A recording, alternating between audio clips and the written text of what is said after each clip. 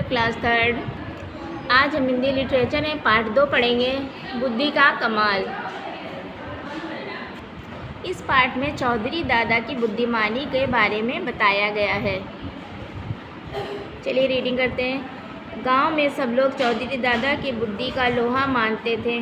वे हर कठिनाई को चुटकी बजाते ही हल कर देते थे। गांव में एक चौधरी दादा थे, वो बहुत ज़्यादा ही बुद्धिमान थे और हर प्रॉब्लम को झटपट सॉल्व कर देते थे। एक समय की बात है कि गांव के एक सेठ के घर में चोरी हो गई। पुलिस भी बुलाई गई पर चोर का कुछ पता नहीं चल सका। निराश होकर सेठ जी चौधरी दादा के घर पहुंचे और अपनी परेशानी कह सुनाई।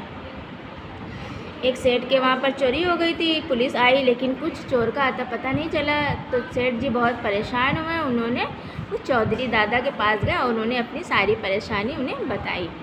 ठीक है। चौधरी दादा तुरंत सेठ जी के घर पधारे मतलब पहुँचे।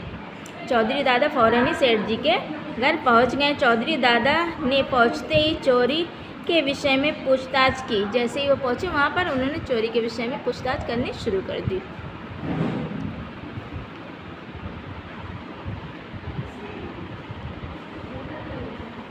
पूछताछ करने पर पता चला कि चोरी दिन में हुई थी। बड़ी अजीब बात थी। बिल्कुल नया ताला ज्यों का त्यों लगा हुआ था। फिर भी संदूक के सारे गहने गायब थे।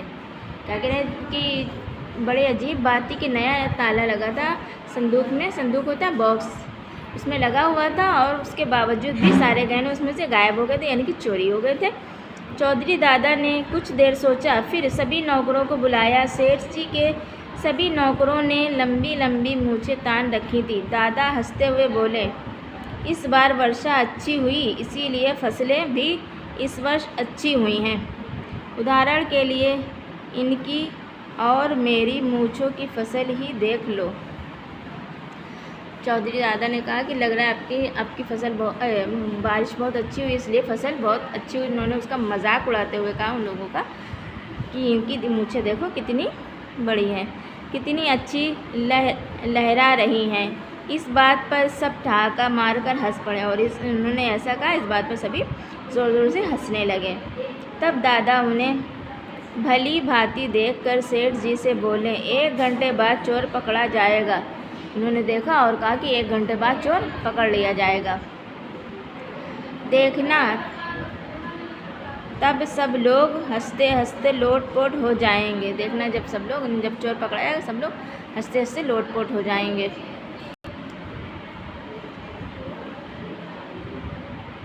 सब लोग हंसते हंसते लोटपोट क्यों हो जाएंगे? सेठ जी ने पूछा। सेठ जी ने पूछा उनसे कि सब लोग हंसते हंसते लोटपोट क्यों हो जाएंगे? चौधरी दादा ने अपना डंडा घुमाया और मुस्कुरा कर बोले, 1 घंटे बाद इस जादुई डंडे के ज़ोर से चोर की दाईं ओर की मूछ बहुत लंबी हो जाएगी। तब अपनी हंसी कौन रोक पाएगा? अब सब लोग जाओ, 1 घंटे बाद सब आना।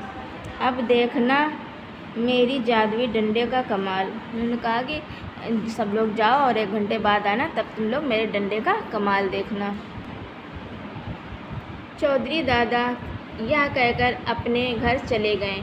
ठीक 1 घंटे बाद वे सेठ जी के घर फिर आ धमके मतलब फिर से आ गए दोबारा। ये कह के वो वहाँ से चले गए और 1 घंटे बाद फिर वहाँ पर आ गए। सब नौकरों को बुलाया, उन्हें एक पंक्ति में खड़ा कर दिया गया। पंक्ति मतलब लाइन, एक लाइन में उन्हें खड़ा कर दिया गया। चौधरी दादा ने सबको ध्यान से देखा, फिर वे आंखें बंद करके मन ही मन कुछ बुदबुदाए और अपना डंडा घुमाया। फिर अचानक आंखें खोलकर दादा बोले, पकड़ा गया। कौन पकड़ा गया? चोर। कौन है? सेठ जी ने अधीरता से पूछा।